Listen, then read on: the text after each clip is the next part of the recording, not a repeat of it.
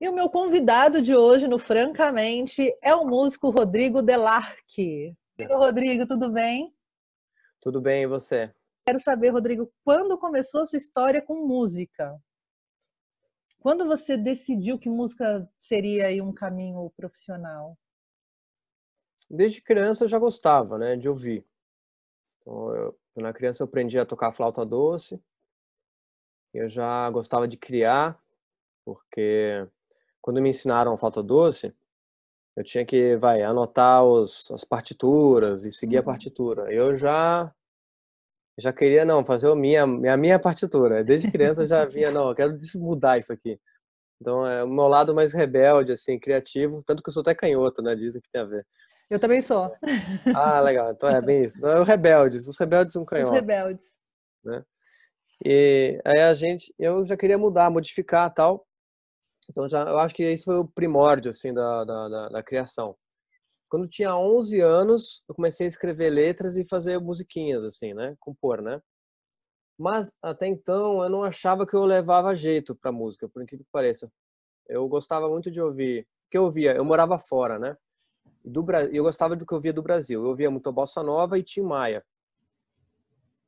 Então, tocar um instrumento, cantar, que nem o Tim Maia, coisas assim, eu falei, isso aqui não é pra mim, né? Não, é muito longe, é muito inalcançável. E eu gostava também de Sting, Nossa, eu amo World Sting. Music. Então, eu gostava de coisa pra idade. Imagina, com 8 anos eu pedi meu primeiro álbum. Mãe, eu quero ser do Sting. Então, Olha, aí a galera, e a molecada ouvia outras coisas. Então, então assim, não. Você vai ver que quando eu fui regredindo na minha vida. Eu comecei bem, eu fez o fui caminho contrário. porque daí na adolescência fui pro rock and roll, punk, né, tudo que é zoado. E aí quando mas foi muito importante, porque eu vi meu irmão tocar, eu tinha 15 anos, eu vi meu irmão tocar numa banda, meu irmão mais novo, tocando baixo, uma banda de punk rock, eu olhei e falei, uau, eu consigo fazer isso, eu vou fazer isso aqui, cara. Foi quando aquele Seguindo Tim o Maia Sting, inalcançável fez sentido, assim, não, é, acho que agora é. é comigo. E Tom Ramones me dá Jobim um o quê, mano? É mochicote, punk rock o negócio aqui, meu. 3 E é- acordes, músicas de 1 minuto, tá tudo certo. Exatamente. Aí foi aí que eu comecei com banda de rock, com 15 anos, né? Aí compondo, né, e aprendendo a cantar assim, meio que na gritaria. E até que eu cheguei num ponto que eu comecei a desanimar, porque eu vi que era muito difícil construir uma carreira, né, de punk rock, principalmente. Eu vi que comecei a ficar um pouco desanimado também de juntar, ter uns amigos unidos assim é difícil, né, ter uma banda unida, né? Sim. E aí, quando eu tava quase desistindo, eu fiz uma coisa inversa, introspectiva.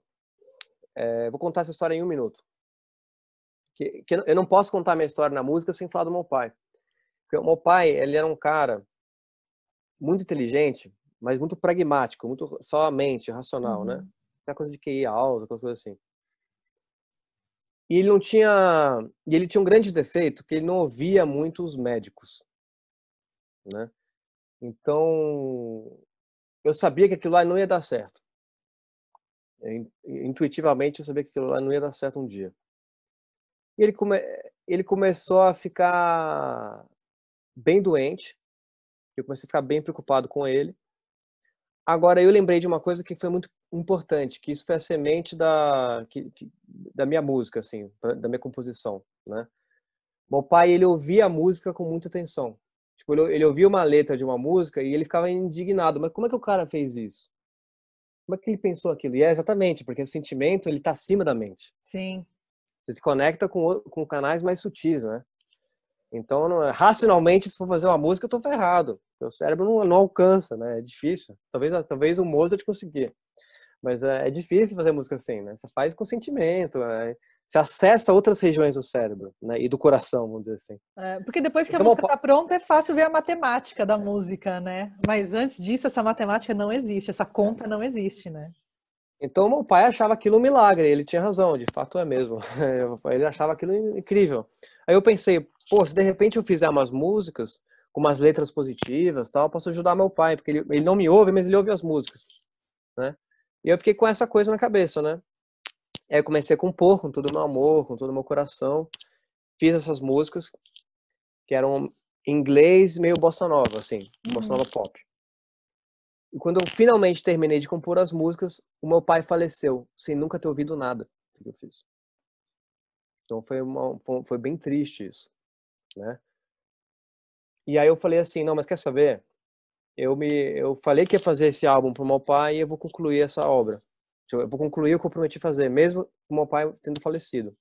Vai ser tipo um presente de honra, sabe? Assim, de amor, né? E aí aí eu gravei. Não foi fácil, porque quando meu pai faleceu, minha família ficou sem dinheiro. Eu trabalhei como vendedor em loja. Foi uma fase difícil na vida, mas ao mesmo tempo importante para o crescimento interno, né? E aí terminei o álbum, fiz o álbum do melhor jeito possível, com os melhores músicos que eu conhecia, com o melhor arranjo, sabe, com a galera legal, assim, para fazer um negócio bem feito, né? Tudo pensando muito no meu pai, né? E aí eu gravei as músicas, um amigo meu pôs um MySpace, que na época tava bombando. E aí quando esse álbum foi lançado, uma gravadora no Japão lançou esse meu álbum no Japão. E aí eu comecei a ter uma carreira, comecei a ter, sabe, mais visibilidade, começou a entrar mais recurso e eu pude até largar aquele emprego que eu tava de vendedor. Eu comecei eu senti coragem, não, acho que dá para encarar a vida de artista. E aí tá então seguir esse rumo e para mim foi um acontecimento fantástico, né? De alguma forma, em outro plano, eu tenho certeza que ele ouviu o seu som, né? O som alcança aí todos os mundos, todas as esferas aí, as que a gente Minha mãe fala isso, é consegue bonito isso. entender e as que a gente não consegue, né? É. Cara, e Japão, assim, meio... Você compunha já em inglês? Ou Compunha em inglês e português, português? mas a minha carreira começou em inglês.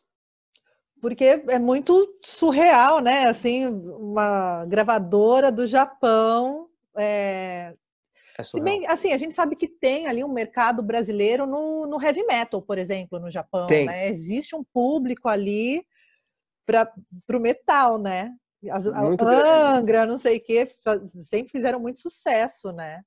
Tem uma história muito engraçada, inclusive, sobre isso. Porque o Nick, que é o cara que produziu o álbum comigo, foi feito em 6 mãos. Eu, Nick e o Edu, o Nick Gutierrez e Edu Maranhão, que produziu esse primeiro álbum meu. E o Nick, ele era do Mitrium, que foi a primeira banda do Edu Falaschi, do Angra. Sim. Ele era guitarrista do Mitrium, né? Na época de metal dele. E eu falei com o Edu Falaschi sobre essa história do Japão quando eu estava fechando o contrato, né? Edu, você que conhece o mercado japonês, o que você acha disso aqui? Aí ele falou assim, olha, Rodrigo... Ah, não, isso foi antes de eu receber o contrato do Japão, né? Já estava rolando uma sondagem no Japão antes de fechar o contrato, antes de negociar, e a gente conversou com o Edu Falaschi. E o Edu Falaschi, ele ouviu o álbum e falou, cara, eu vou indicar esse álbum. Acabou não rolando por ele, acabou rolando por outra via, né? E o Edu falou assim, cara, esse álbum tem a ver com o Japão, eu só mudaria o seu nome, porque o seu nome é muito ruim. Ele falou, Rodrigo Delarque, Rodrigo é um nome ruim para japonês, eles não conseguem pronunciar. Aí eu olhei e falei assim, putz, ele deve estar certo, né, porque ele conhece o Japão, mas eu vou mudar meu nome, vou deixar meu nome assim mesmo. E aí foi curioso, porque o primeiro contrato que eu fechei foi no Japão mesmo, e eles falam meu nome errado mesmo. Como que eles pronunciam? Rodrigo Delarco. Bonitinho, vai. Tem uma apropriação cultural na sonoridade ali. Tem. Mas é engraçado porque, assim, tem muita gente, às vezes, se trava com pequenos detalhes, né? Sim. A dica dele foi boa, não foi ruim, não. Eu brinco porque é engraçada a história. Mas o que é pra ser, vai ser, entendeu? Então não entra nessa de, não deu certo porque... Se eu tivesse mudado o meu nome, se eu tivesse cortado o meu cabelo, se eu tivesse vestido ou me comunicado assim, quer dizer, se você tivesse deixado de ser um pouquinho do que você é, você teria alcançado. Aí você já está no passo de um caminho completamente fora do seu caminho, né? Então, claro que ajuda. Você tem um cabelo legal, que transmite uma coisa boa, ajuda. mas não se preocupa com isso. O que vale é o coração, o que vale é o sentimento. A intenção é a coisa mais importante, na minha percepção. E você chegou aí para o Japão tocar? Sim, eu toquei em muitos lugares. O Kind of Bossa abriu muitas portas para mim, né? Inclusive, acabei tocando também em Nova York, no New York Summer Fest, que foi um momento que eu acho emblemático assim da minha carreira internacional, né? Embora não foi headliner, né?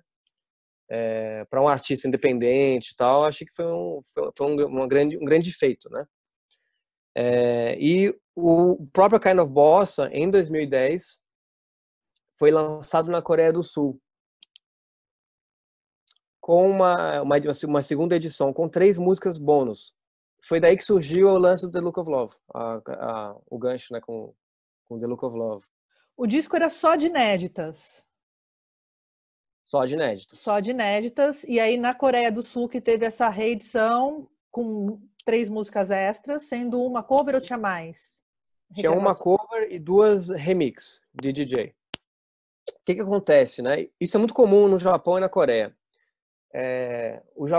Até hoje os caras vendem discos lá, no Japão, na Coreia não. No Japão ainda até hoje é um mercado que existe ainda. Mas na época era um dos maiores mercados de CD que tinha na época. Final dos anos 2000, né? Uhum. Foi o último suspiro, vamos dizer assim, da era das gravadoras. Você pegou a última fase mesmo, né? Exatamente. De prensagem, né? Porque hoje de prensagem. Um CD é um cartão de visita hoje, né? Pois é. Não, eu conseguir prensar um CD na Coreia do Sul já era muito difícil, porque a Coreia do Sul já é bem moderno, sabe? É bem digital. Lá não tem nem iTunes, porque lá eles são Samsung, né? Eles têm uma rivalidade muito grande com a Apple. Então, e eles são bem patriotas, assim, né? Então lá não entra a Apple, lá é só Samsung. É bem interessante. Mas enfim, o que é interessante dessa história do single é o seguinte: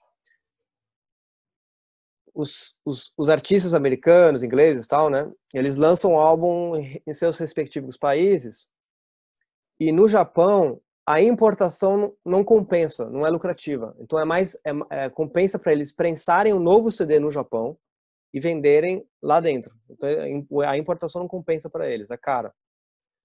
Só que para justificar, só que ao mesmo tempo o valor do CD nacional é mais caro que a importação. Porque assim, é margem de lucro que a gente está olhando, né? Sim. Então eles têm que prensar no Japão e tem que justificar um preço maior do nacional com relação ao importado. Então, para ter essa justificativa, eles precisam ter alguma coisa a mais. Então muito comum a versão japonesa ela ser mais completa, ou ela tem um encarte mais legal, tem um pôster a mais, ou tem uma faixa bônus. Você pode ver até artistas grandes, né? YouTube, sempre tem uma faixa exclusiva para o Japão. Eu descobri recentemente que há um mercado, um amigo meu super fã de Michael Jackson, e aí cada local tem uma capa diferente justamente por conta de mercado. Na minha inocência, achei que era colecionável, enfim, mas para se comunicar melhor com o país, com a região do mundo, mas não, é uma coisa da indústria fonográfica mesmo, né?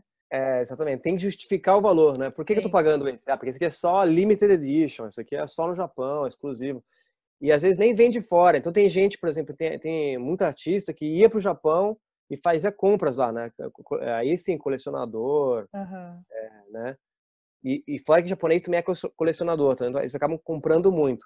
Mas é o que você falou, mas o que trouxe essas coisas é justamente a questão do mercado mesmo, da indústria mesmo.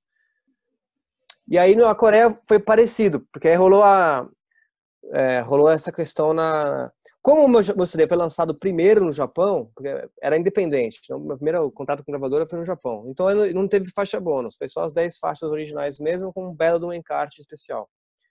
Só que na Coreia do Sul o cara falou, então eu vou ter que fazer aqui na Coreia. Então eu preciso de faixas bônus. Tem algum cover que você quer fazer? Aí eu falei, eu quero fazer The Look of Love.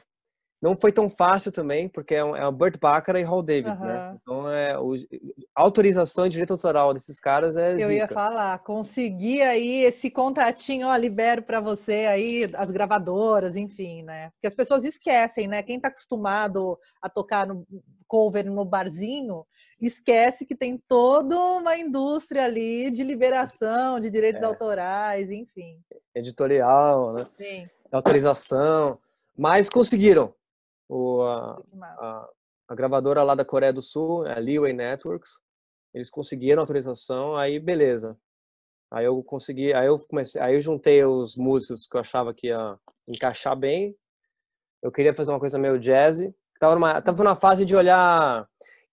Foi um movimento em São Paulo, foi um período em São Paulo que tinha muita coisa de jazz na época. Então você tinha Sandro Reich, que é um guitarrista. Nossa, amo Sandro Reich, Alex Buch, Cuca Teixeira. Cuca Teixeira, tudo. Esses Buch caras são monstros, né? Arismar Espírito Santo é meu paizão. Esse é fantástico também. Arismar Espírito Santo. Tinha muito eu show, tava. né? Hã? Em São Paulo, 2003, até, sei lá, 2006, 2007, eu ia toda semana para São Paulo. Tinha Jazz nos Fundos, tinha o Jazz nos Fundos, na época. Eu época. frequentava esse lugar. Outra onda, outra levada, né? Só a vassourinha na batera. Exatamente. E aí eu fui influenciado por isso. Aí eu falei, não, eu quero chamar esses caras, né? Então o Bruno Tessely, que é o baterista do The Look of Love, dessa regravação, dessa gravação, né? Toca hoje com o Sandro Reich, até hoje, e é músico desse cenário, né? Um grande batera, né? Gaúcho. Aí você tem o Fábio Sá, que é no baixo de acústico, que eu adoro, baixo de acústico. Também gosto. E ele gravou o álbum da Maria Rita. Aquele que foi gravado lá no estúdio do Capone. Tom Capone. Tom Como chama? Capone. A Toca. A Toca do Bandido. Toca do Bandido. Toca do Bandido, isso aí. Que é um álbum maravilhoso, né? Sim, é lindo. E na guitarra, aí era um conhecido meu, mas que assim, que era conhecido da galera também, que era o Guto Viciano. Que hoje ele virou instrutor do The Rose Method. Então ele foi virou yogi. Virou yogi. Yogi. Mas ele já era um guitarrista assim, formidável. Então esse foi o time, o trio assim que eu juntei para gravar essa música. E eu fiquei bastante feliz com o resultado. Não, ficou lindo, super sensível, assim. Quando eu recebi a música, falei, uau, antes de ler qualquer coisa a seu respeito ou sobre a música, eu prefiro ouvir a música primeiro, sabe? E as audições da música, eu falo que eu escuto música quando eu tô no meu carro, que eu não tô pensando em nada, assim. Eu acho que é um lugar onde eu administro a música, assim, ou apagar a luz para ouvir melhor, tem aí, né? E a música, ela é linda, assim, a construção da música, a versão da música que você fez, devia ser a música oficial do 00. Deviam regravar o 007 para fazerem a trilha de novo, porque ficou muito incrível, assim, ficou muito, muito sensível, mas também porque tem a sua história com o seu pai, tem toda filme, uma história. Né? Depois que eu falei, essa ambiência faz um sentido, porque ela tem uma delicadeza, assim, né? Tem também. E aí, eu gosto de música romântica, clássica, eu gosto desses boleros, eu gosto de bossa nova, então eu acabei juntando muitas coisas que eu gosto dentro de uma coisa, né? O Cassino Royale de 2016, que eu sou fã de James Bond, da série. O Cassino Royale de 2006 é maravilhoso o filme. Sim. Inclusive tem algumas cenas que são feitas na Gandria, que é perto de Lugano, na Suíça, onde eu morei por 10 anos. Então também foi um filme que trouxe muita coisa boa. Só que eles não fizeram a The Look of Love. E a The Look of Love foi regravada por uma artista que eu amo, que é a Diana Krall. Que a versão dela eu acho maravilhosa. Ela toca um piano, ela tem um talento, uma sutileza assim que eu acho formidável, né? E eu até achei que essa música ia entrar com a Diana Krall no Cassino Royale 2006, né? Mas eles acabaram não regravando. Eles saíram do Cassino Royale original, foi de 69, né? Eles foram para outro caminho. E aí eu fiquei com isso na cabeça, tipo, essa música é linda, vale a pena gravar um dia. Aí quando surgiu a oportunidade, é essa música que eu quero gravar. Já tinha em mente, assim. E é legal porque você pega uma música que é um clássico aí, né? Enfim, faz parte da construção da história musical universal. E você consegue colocar hoje, em 2020, uma outra galera para ouvir, né? Quer dizer, a música ela não morre, né? Não. Ela ganha uma outra roupagem e se comunica com outra geração. Verdade, cara. Isso é interessante, né? Pra você ver, com uma boa canção, né? Uma boa letra, uma boa música, ela pode transcender no tempo, né? É só você mudar um pouquinho a roupagem, né? E que você consegue alcançar. E eu aí introduzi a guitarra, né? Aqueles elementos do James Bond, né? Que tem uma atitude, tem um veneno que eu acho gostoso. Mas sem perder a sutileza. Mas eu sabia, a sutileza ela vem da minha voz, né? Porque a minha voz é Sim, doce. sim. Eu lembro que quando eu comecei no rock, no punk rock, era um punk rock hardcore, meu metal, assim. Me falaram isso. Pô, a sua voz é doce. E na época eu ficava super ofendido, porque eu queria ser roqueiro, né? Adolescente, né? Vestia Aí preto. vai pro melódico, né? Vai pro É, funk melódico.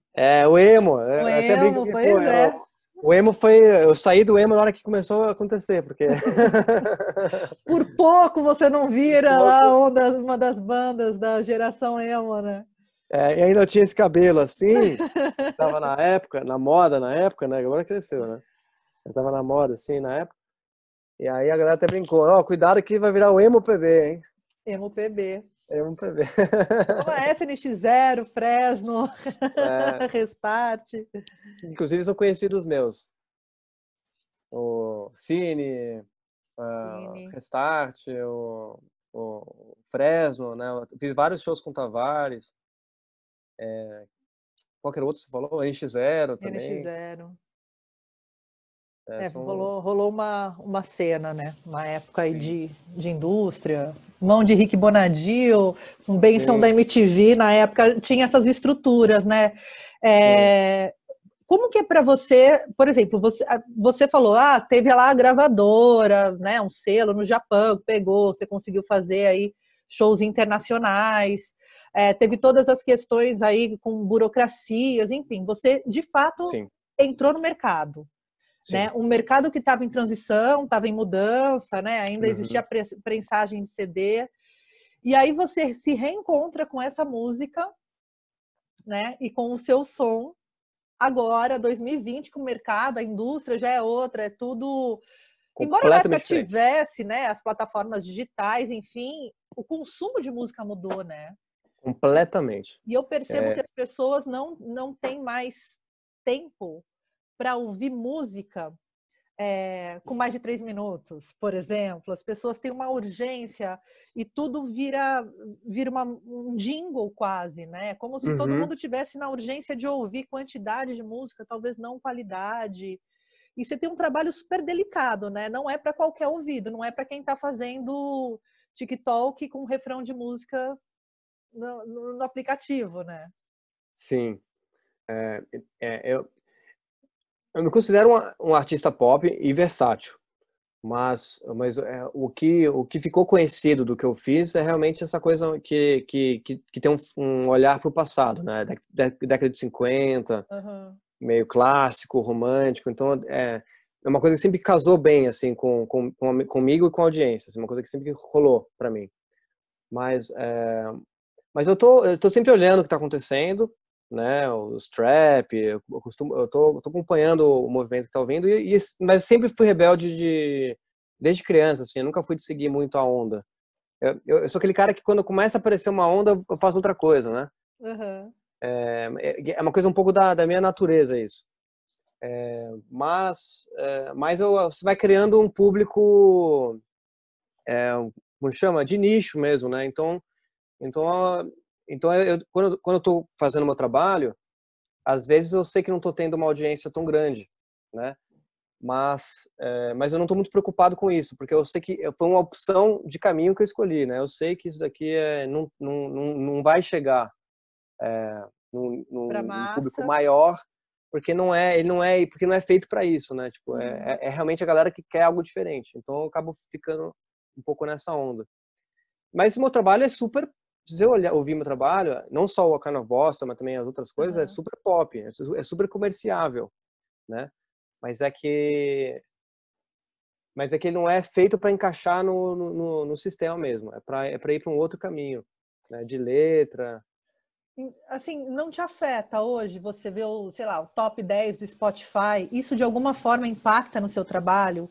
Porque uma coisa é você conseguir se isolar, né, para compor e tal, e uma outra coisa é você estar no mercado e de repente, de alguma forma, ser impactado. Você fala, acompanho aí esse movimento do trap, não que você vai acordar e falar, tá, vou gravar um disco de trap agora, porque é o que tá né? É o que está na onda. Mas, de repente, o trap é o que você coloca no seu carro para ouvir, de alguma forma, uma nota te toca e vai para o seu trabalho, né? É Você isso. consegue perceber, assim, esse impacto? Se é mais o som que te impacta ou realmente essa coisa da indústria mesmo? Como que você se protege disso? Às vezes eu sofro no sentido, assim, às vezes o caminho mais duro é o caminho que dá menos lucro, vamos dizer assim, né? Menos lucrativo, né? Então, dá menos, sabe, é show pequeno, teatro pequeno. Então tem essa parte essa parte do business, ele tem que ser muito bem feito, porque você vai trabalhar com menos recursos, né? Sim. E ao mesmo tempo, o custo de produção, por exemplo, de um álbum aqui no Kind of Bossa é altíssimo. Porque eu estou contratando um músico de excelente qualidade, eu tenho que gravar no estúdio, com não sei quantos canais, com os cabos tal, o microfone Neumann, sabe? É tudo uma coisa bem rústica, né? Isso é caro de produzir. Em contrapartida, os trap de hoje em dia são baratos, né? Você tem que ter um bom computador, um bom microfone e acabou. Um bom arranjador ali, um bom produtor, acabou. Então o custo de produção é baixíssimo. E aí a margem de lucro é muito maior. Exponencialmente maior. Exponencialmente maior, né? Mas é que eu faço música muito com amor e com o que eu gosto. Se um dia eu sentir, não, agora eu quero fazer um trap, né, e for verdadeiro, com certeza eu vou fazer. Mas enquanto eu não sentir isso no fundo da minha alma, não vai rolar. Não vai rolar. Vai rolar. É porque eu acabo... acho que essa coisa de trabalhar com produção cultural, né, e essa coisa do compor, o processo criativo sempre me encanta, assim, sabe? Quando eu tive a oportunidade de fazer perguntas, aí, tipo, aquela coisa que você escreveu na sua casa, sozinho, que é seu, que é um sentimento seu, a hora que você coloca no palco, aquela música não é mais sua, assim, como que é essa sensação, sabe? É maravilhoso. De você olhar aquela música que não, só fazia sentido para você e fazia sentido naquele momento, e de repente você vê que alcança. Eu acho que a música tem essa magia, assim, né? Tem. De atravessar pessoas, não é alcançar, a música atravessa a pessoa. Atravessa. Ela toca. É engraçado que... E não dá para saber o que as pessoas vão gostar. Eu fiz uma brincadeira em 2017, que esse álbum que tá aqui, que é o Em Casa, que eu comecei a compor, que eu gosto de compor, né? Eu falei, vou compor músicas, sabe assim, sem ser muito difícil, porque eu sempre fiz coisa difícil, né? Parte difícil. O Novo Ar é um álbum, o meu segundo álbum, um álbum extremamente sofisticado. E aí eu tive que fazer... Quando você tá com banda, é tranquilaço, né? Só que você fazer uma tour com uma banda full, né? É uma fortuna. E eu sou um artista pequeno, independente, não tenho dinheiro para ficar bancando isso. Então eu tive que fazer uma turnê voz e violão. Né? E foi complicado. Porque daí eu tive que fazer todas essas músicas no violão, sozinho. Outro arranjo, né? Nossa, e aí eu falei, não, o próximo álbum vai ser bem mais tranquilo para eu tocar. E aí eu falei, eu comecei a brincar de compor uma música por semana. Comecei a fazer live toda semana, isso em 2016, 2017. Ia compor ao vivo mesmo. Tipo, eu tinha uma música pronta e eu falava pra audiência, e aí, você gostou mais do refrão A ou refrão B? O refrão A é assim, o refrão B é assim. Eu comecei a fazer essa brincadeira com a audiência, né? Fazer uma collab praticamente, né? Uma collab, E foi um momento forte. Eu cresci muito no Facebook, eu até hoje uso o Facebook, porque é uma ferramenta que eu entendo como funciona. Eu cresci muito, eu tinha 30 mil seguidores, eu fui para mais de 100 mil. Porque começou a rolar uma interação, sabe uma coisa... interativa, né? As pessoas gostaram disso, de participar da música e tal. E aí eu falei, beleza, ó, eu tô com verba para gravar 6 músicas em estúdio. Aí vocês vão escolher as músicas que vão estar aqui, né? Aí eu acabei deixando escolher só 5 porque eu queria ter uma nova, né? Para não ter tudo a música já eram conhecidas. E aí eu pus pra galera votar as músicas. Aí eu falei, eles escolheram Te Inventaria, que é uma música super simples, assim, sabe? Romântica, mas é muito simples. Eu falei, puta, Te Inventaria mesmo?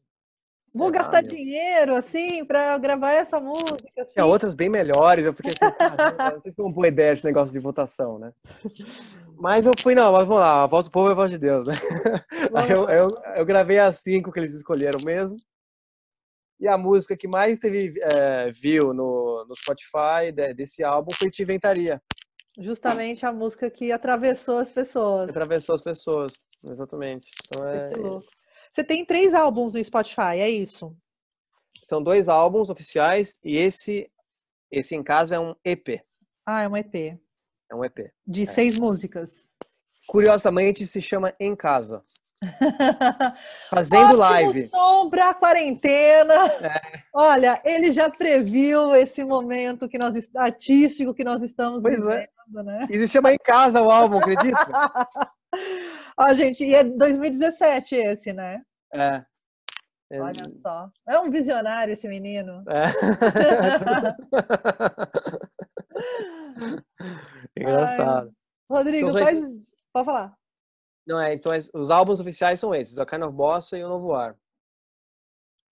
E aí agora eu tô lançando mais singles, né? E o The Look of Love foi uma... Eu tô querendo lançar faz tempo, mas eu tava preso com a exclusividade na Coreia do Sul. Então agora que eu consegui resolver essa questão burocrática, eu tô conseguindo disponibilizar para todo mundo ouvir agora fora da Coreia. Dá suas redes fora da Coreia, ótimo. Muito chique esse menino, gente. Agora, para você que não está na Coreia, pode ouvir minha música. Finalmente consegui lançar ela. Dá suas redes aí pro pessoal, onde te encontra. Que eu já encontrei aqui, já tem no Spotify, já estou aqui seguindo o trabalho do Rodrigo. Maravilha. Então, tô no Spotify, né? Rodrigo Delarque. Tô no Deezer também. Eu comecei bastante no Deezer, né? Rodrigo Delarque. Você pode... Aí você coloca no set Rodrigo Delarque, porque eu não sei o ID. No Instagram é instagram.com/Rodrigo Delarque. No Facebook é facebook.com/Rodrigo Delarque. No YouTube também é youtube.com/Rodrigo Delarque. E eu uso mais essas redes mesmo. É você que tem pessoal que gerencia ou é você que responde? Só para a galera saber. Sou eu mesmo que respondo. Sou eu mesmo que respondo. Já tive uma época, né, na época do Em Casa, que deu muita repercussão mesmo. Quando eu te falei que a página subiu de 30 para 100 mil, aí tinha muita gente, fazia lives para 1000 pessoas, era muito... os vídeos que eu fiz do Em Casa foram longe também. Alguns tiveram 1 milhão de plays, teve um que teve 3 milhões de plays, então foi uma época que... Essa era a época que eu devia ter lançado logo, eu demorei para lançar e perdi o embalo, mas tudo bem. E aí nessa época eu tive que ter eu tive que contratar gente para me ajudar a responder as perguntas e tudo mais. Mas eu sempre, desde o primeiro dia, muito caseiro no bom sentido, né? Muito pessoal. Pessoal. Eu mesmo respondo, eu mesmo faço, do it yourself. Que é uma tendência que eu acho que agora tá todo mundo fazendo. Antecipei essa também, cadê? Muito bom, muito bom. Antecipei mais ou menos, porque também eu sou amigo do Fernando Anitelli, do Teatro Mágico. Faz um tempo que eu não falo com ele, na verdade, mas a gente era próximo. Ele até participou do meu segundo álbum, O Novo Ar. E quando eles estavam fazendo o início do Teatro Mágico, não sei se você conhece a banda. Conheço, eu fui nos primeiros shows de uma amiga, Maíra Viana, que trabalhou com eles um tempo. Ah, Maíra! Cara, a Maíra tem muita história comigo também. Eu fiz trilha sonora para uma peça de teatro dela. Sério? Sim. Eu conheci a Maíra porque nós somos fãs de Engenheiros do Havaí. Ah, que engraçado! Que da hora. E ela foi ela quem me levou no primeiro show do Teatro Mágico que eu fui, foi ela quem me levou. Ela, não, eu fui dormir na casa dela, falou, não, eu vou trabalhar, não sei o quê, vai comigo? Eu falei, vou, não sei. Que ano foi? Cara, 2003, talvez? Caramba. 2004.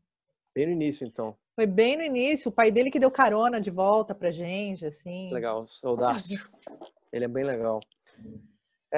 Eles me inspiraram bastante, porque foi bem naquela época da MP3, do Napster, Uhum. e o Seu Audácio, ele já tinha essa visão. Falei, cara, esquece gravadora, esse negócio de vazar da MP3 é o certo. E eu me identifiquei muito com isso, porque eu gostava disso. Música tem que ser acessível, né? Sim. Eu já respeito o mercado, eu tenho uma visão um pouco diferente nesse sentido. Eu acho que é normal, eu respeito quem quer vender, eu acho que tá tudo certo. Mas eu também respeitei o Napster.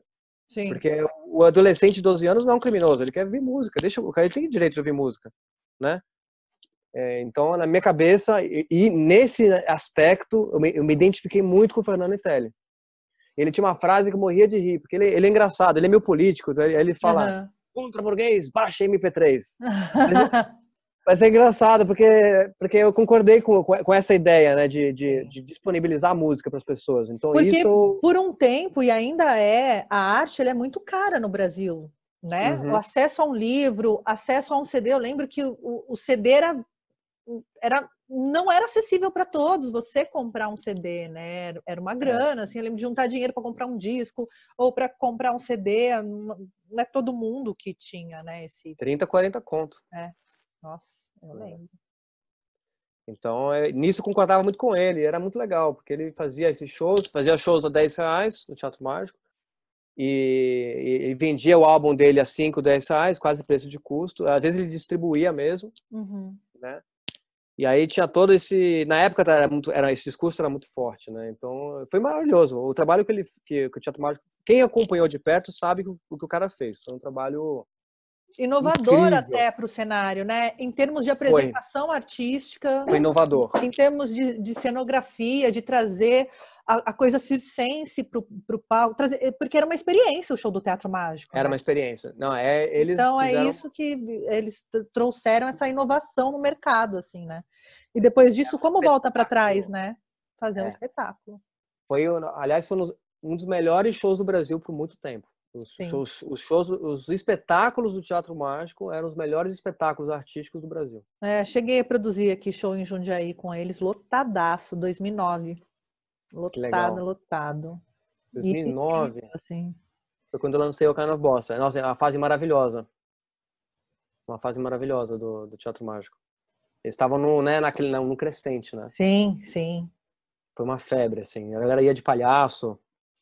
Né, não, e aí o Merchan, lembro, coitadinho do pai do Fernando, né? Tipo, ficava maluco na barraquinha vendendo as coisas, porque virou um grito de guerra, assim, né? Só enquanto eu respirar, a galera abraçou ali as letras, as palavras de ordem, né? Uhum. É bem isso mesmo. A letra pegou bem nesse sentido que você falou. E ao mesmo tempo que você vê ali um espetáculo circense, uma música que tinha um discurso tal, você tinha excelentes músicos, né? Você tinha excelentes letras, excelentes músicos. O Thiago Espírito Santo, acho que tocou uma época com o Teatro Mágico também. Grande baixista. Então eu lembro disso, assim, que foi realmente... Baixista é multi-instrumentista, mas aquele é famoso como baixista. E eu lembro que foi, assim, em termos de show business, assim, no Brasil, eu lembro que foi bem incrível, assim, bem inovador. Bem contra a cultura, mas de qualidade, né? Exato. Muito legal. O trabalho deles é um trabalho, assim, eu acho que, assim, dos que aconteceram no Brasil, assim, um dos projetos de estudo para todo artista, sabe? Porque o que eles fizeram foi impressionante. E eu sei que tem muita mão o dedo, né, e a mão do Seu Audácio, que é o pai do Fernando, que é uma pessoa realmente maravilhosa, assim. O contato que eu tive com ele, a percepção que eu tive dele é de uma pessoa muito incrível mesmo, uma pessoa que está na frente do tempo. Que legal. Obrigado, Seu Audácio, se você estiver ouvindo. Mandar aqui um trechinho para ele. Você é um puta cara. Recadinhos. E aí? Vou deixar com você a música A Origem.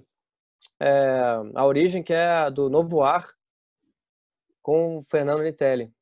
Featuring Fernando Nitelli. Pode, o Rodrigo ele vai mandar aqui as músicas pra gente, vai entrar na programação fixa da Rádio Difusora, agora vai tocar sempre no programa, porque aqui é assim, o artista vem aqui, ele já fica nosso para sempre, vai rolar para sempre, não tem jeito. E aí eu quero te Massa, convidar, Tainá. quando acabar esse momento da vida que nós estamos vivendo, assim, né? Esse momento digital, porque eu não sei se vai acabar, ele vai se transformar, mas já fica um convite para você vir no estúdio. Vai Vir ser um aqui no prazer. estúdio e a gente continuar esse papo aí no estúdio da rádio. Vai ser um prazer, Tainá. Vai ser um prazer, de verdade. Brigadão, viu? Obrigado você. Um beijo. Beijo. Até. Até.